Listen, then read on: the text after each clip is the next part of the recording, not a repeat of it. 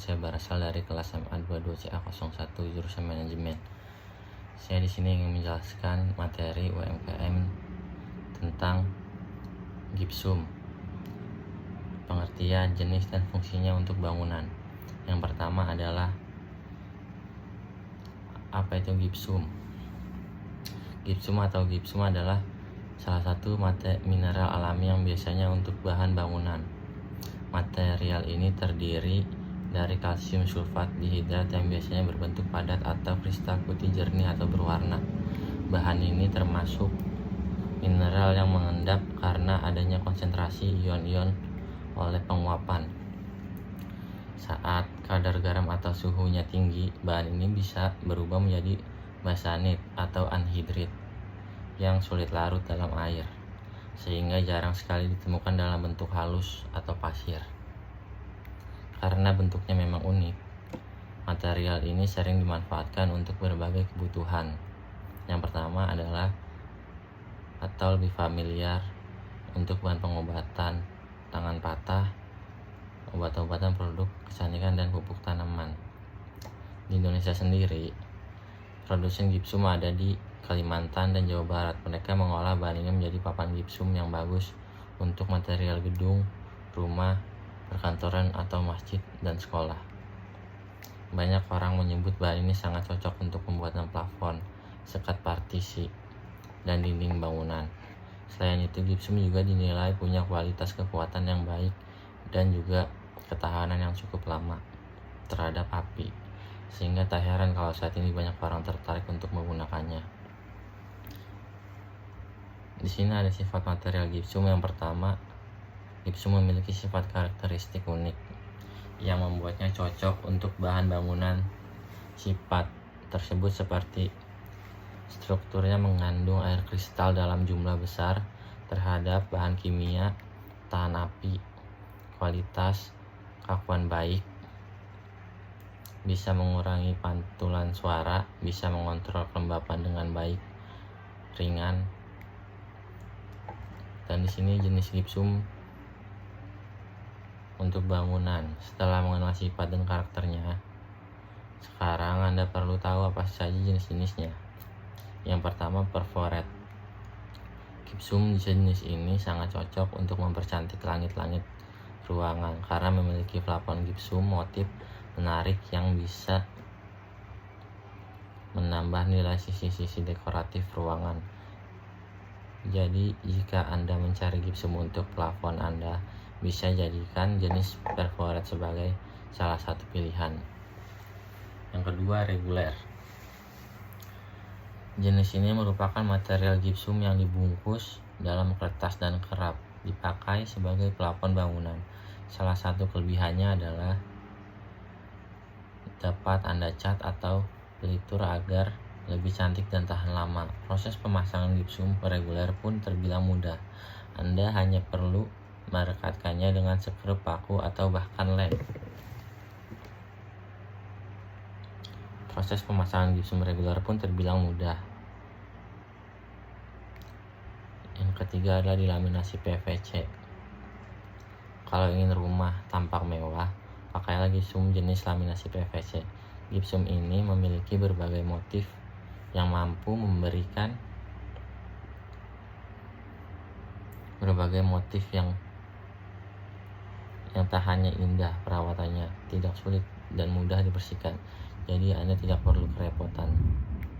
Yang empat, tahan air. Jika Anda ingin cari gipsum untuk kamar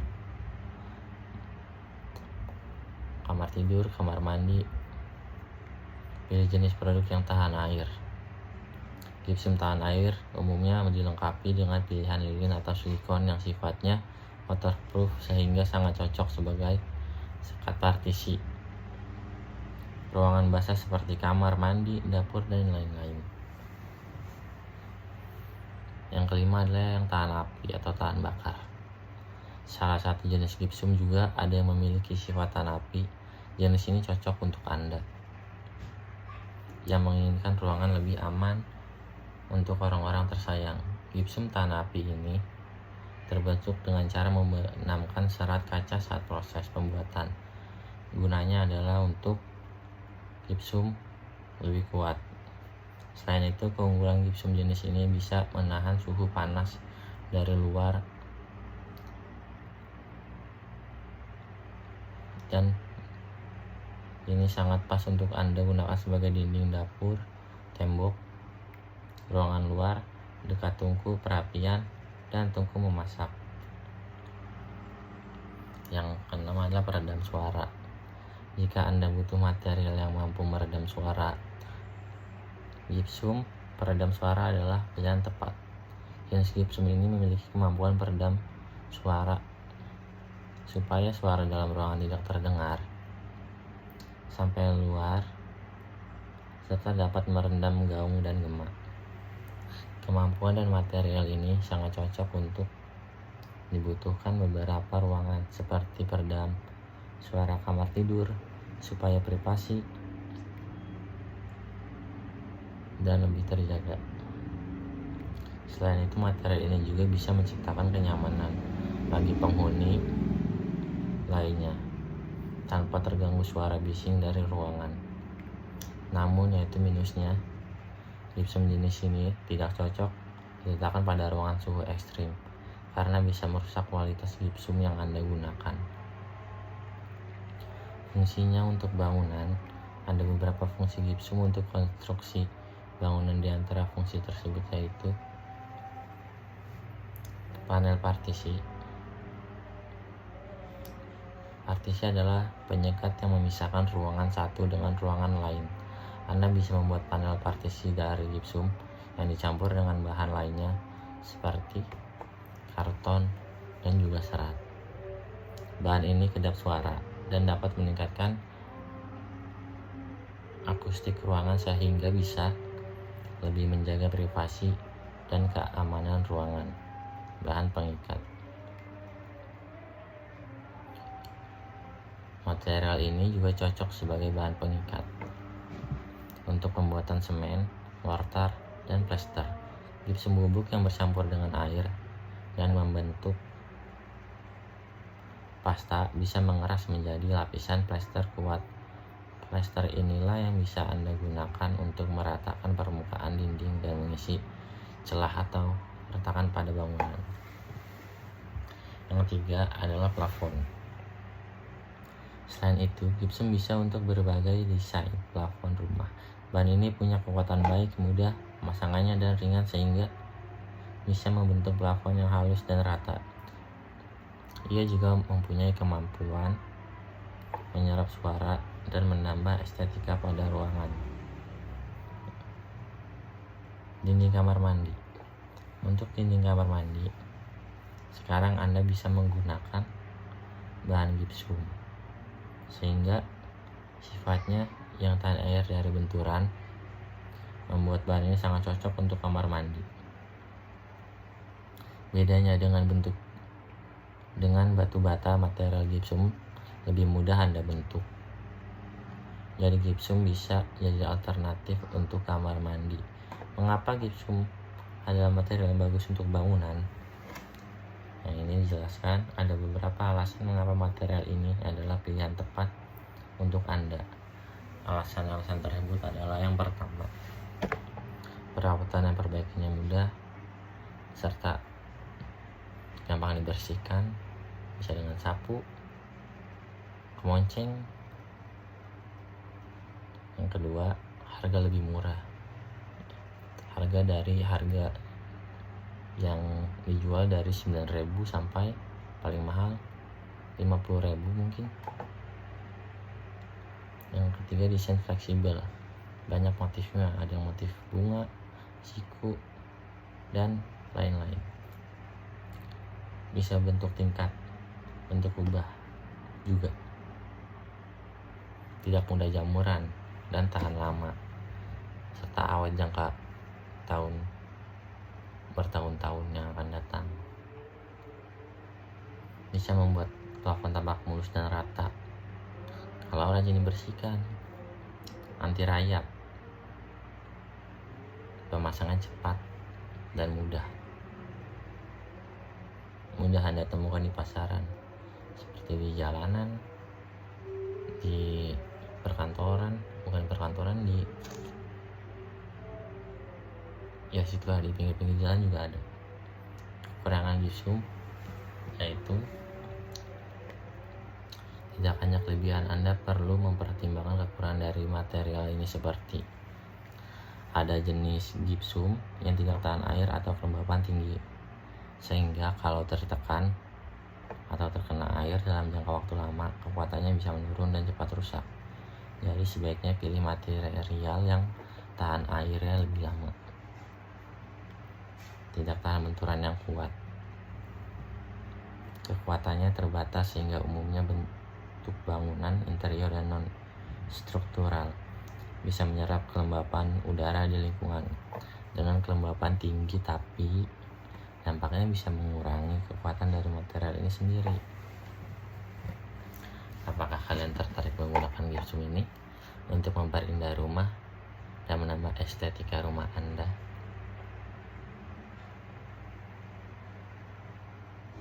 Gipsum itu adalah solusi yang sangat bagus untuk bangunan.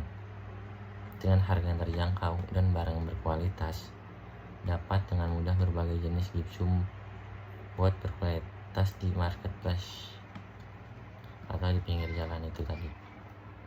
Anda juga bisa memilih kebutuhan hunian lainnya seperti furniture, sanitary, perkakas, barang elektronik, dan lain dengan berbelanja di tempat bangunan itu.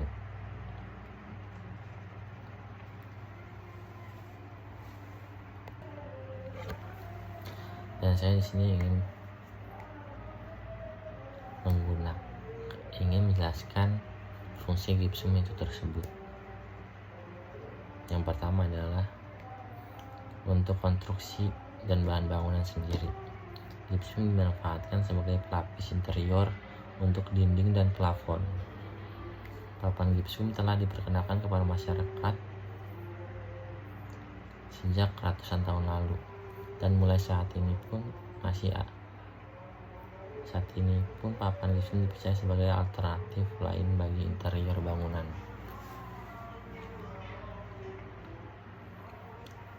Bahan gipsum itu bahan yang terbuat dari mineral sulfat hasil kompos dari kalsium sulfat dihidrat. Gipsum biasa digunakan sebagai bahan plafon rumah dan bahkan sering digunakan sebagai alternatif masyarakat ketika membuat dinding partisi di rumah.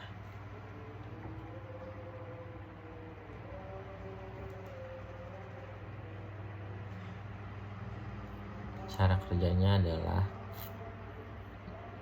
sebagai amandemen tanah, menyediakan sumber kalsium, sulfur, dan nutrisi tanaman untuk kebun atau tanaman Anda. Gipsum juga dapat melonggarkan struktur tanah pada seperti tanah liat dan tanah berpasir, dan mengikat partikel tanah liat kecil dalam proses yang disebut flokkulasi untuk meningkatkan aerasi tanah dan pergerakan air. Dari tempat yang tadi saya datangi, di situ ada beberapa jenis gipsum atau list yang lainnya untuk memperindah rumah, seperti ada list bunga, list siku, list segi 4, dan harganya juga terjangkau mulai dari 9.000 dari mungkin 50.000. Yang tadi saya datangi sejumlah harganya 13.000, cukup murah kan? Dan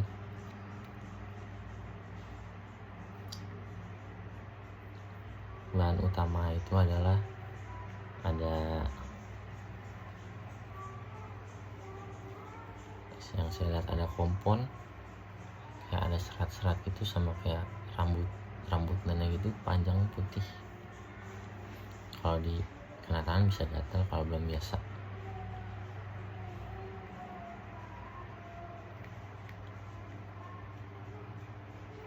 Langkah-langkahnya itu ada 4 tahap.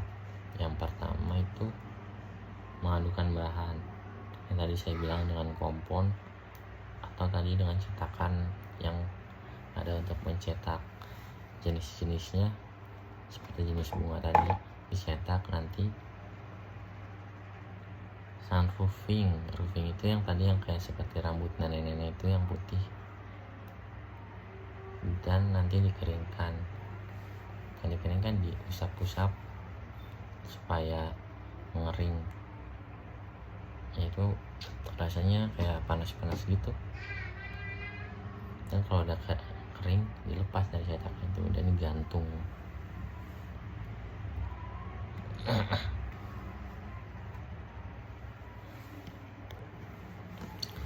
Dan les itu pilihan ornamen dekoratif yang bagus untuk interior plafon atau langit-langit ruangan, yang dapat memberikan warna dan memperindah serta estetika rumah atau ruangan yang Anda miliki menjadi lebih modern dan megah dan indah dipandang. Fungsi list plafon itu ada menutupi kabel yang umumnya menempel di bagian atas supaya tidak terlihat berantakan. Jadi selain mampu memperkuat bangunan, list plafon juga dapat mempercantik interior tentunya. Tujuan ini tercapai jika Anda memilih list plafon yang tepat sesuai dengan interior dan tema rumah Anda.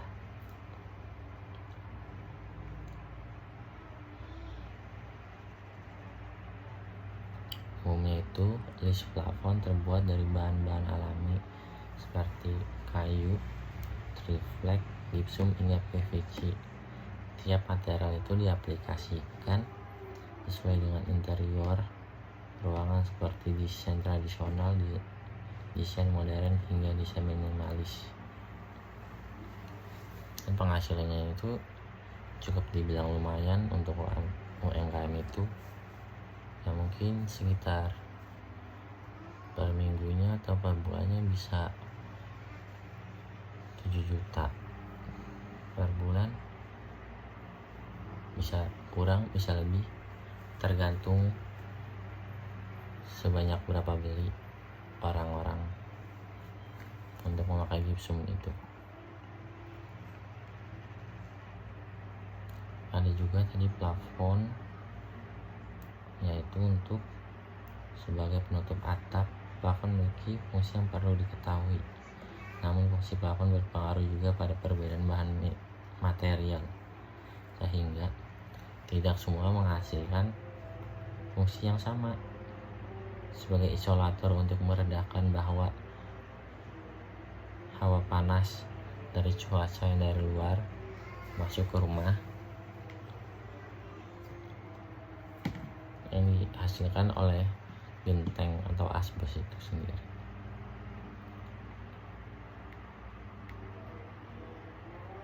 Keuntungannya memakai plafon itu ada banyak. Yang pertama, membantu menjaga ruangan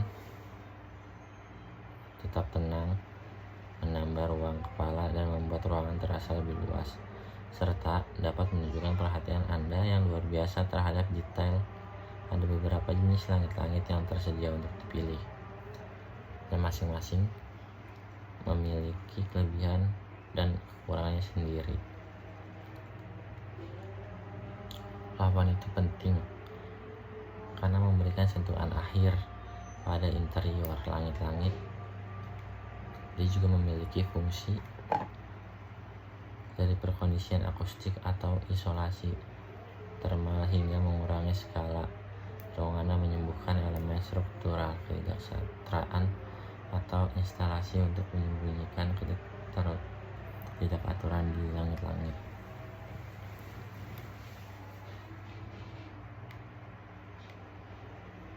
Plafon ini bertahan itu cukup lama, yaitu kisarannya dari 15 tahun atau 20 tahun lebih.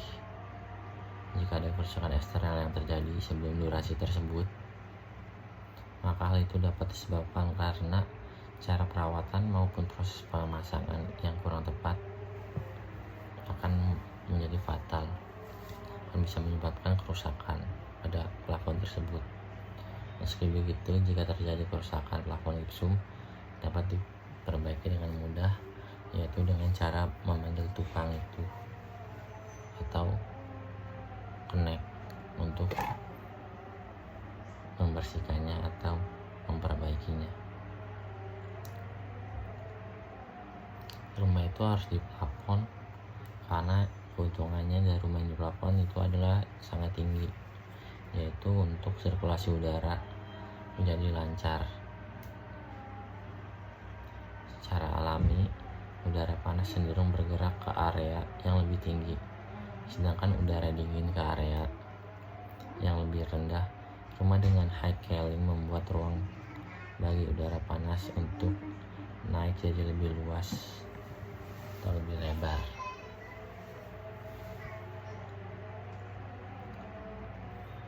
Termasuk juga untuk nilai kesehatan, yaitu penting, dan lingkungan juga. Dinding dan plafon gipsum terkenal sangat hemat biaya dan terjangkau pastinya. Pemeliharaan atau low maintenance karena mudah diperbaiki dan tidak perlu mengganti keseluruhan material. Cukup perbaikan pada bagian yang rusak seperti tutorial berikut.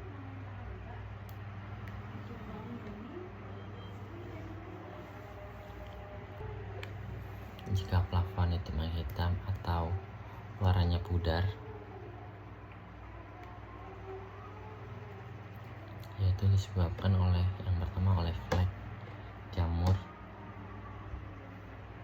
yang tumbuh di area tersebut, membuat plafon rumah kita nampak jorok dan tak cantik dipandang mata.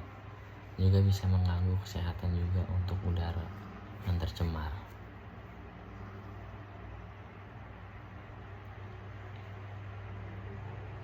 Spora-spora jamur yang ada di plafon bisa rontok dan terhidup oleh penghuni rumah.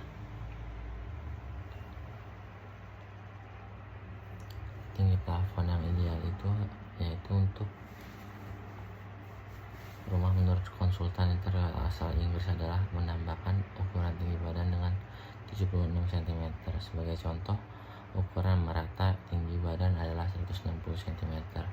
Maka jarak ideal antara lantai dan plafon dari rumah adalah 160 cm tambah 76 cm sama dengan 76 cm. Di tempat yang tadi saya datangi itu adalah, nama gipsumnya Berkah Karya Mandiri, yaitu alhamdulillah sudah berdiri mungkin dari 20 tahunan dan masih ada saat ini dengan nama gipsum tersebut, yaitu Berkah Karya Mandiri.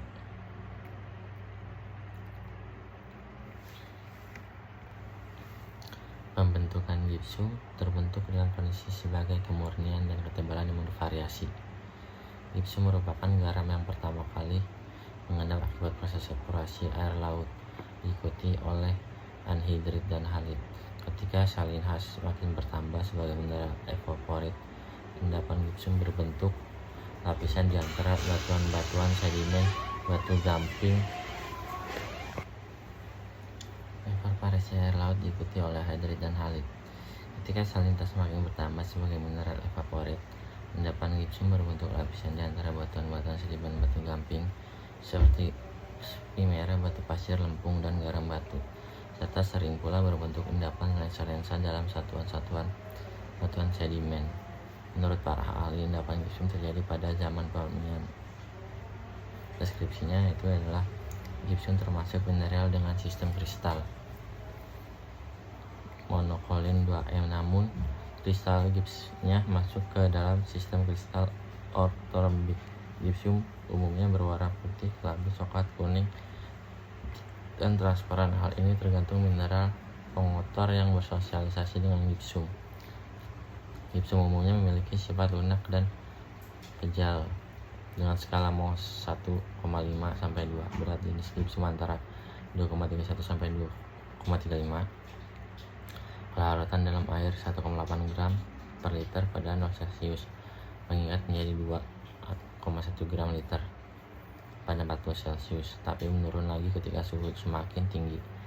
Gipsum memiliki pecahan yang baik antara 66 derajat sampai dengan 114 derajat, dan belahannya adalah jenis konchidal. Gipsum memiliki kilap sutra hingga kilap lilin tergantung dari jenis Segores. Gipsum berwarna putih memiliki derajat transparan dari jenis transparan hingga transparan, serta memiliki sifat menolak magnet atau disebut diamagnet. Sekian dari saya, Habib Yogo Swito, pembahasan tentang dari material gipsum, deskripsi gipsum, terbuat dari gipsum, dan penghasilan gipsum tersebut, serta kelemahan dan kekurangannya. Kalau menurut saya sih lebih banyak kelebihannya dibanding kekurangannya, sedikit sekali kekurangannya. Sekian dari saya, Habib Yogo Swito, dari kelas MA 22 CA01. Sekian, terima kasih. Wassalamualaikum warahmatullahi wabarakatuh.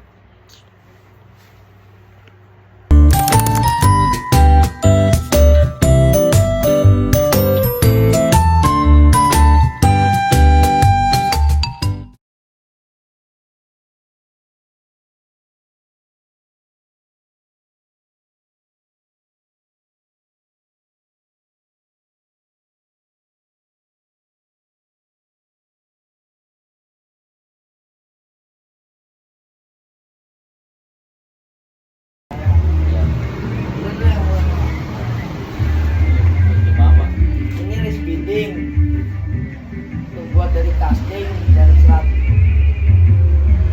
Gunaannya buat tembok bisa, buat plafon bisa, biasanya buat hiasan bunga-bunga, hiasan wallpaper. Nah, ini list tipe bunga, harganya 13.000, sama pembuatan dari casting. Ini khusus buat plafon, buat tembok nggak bisa.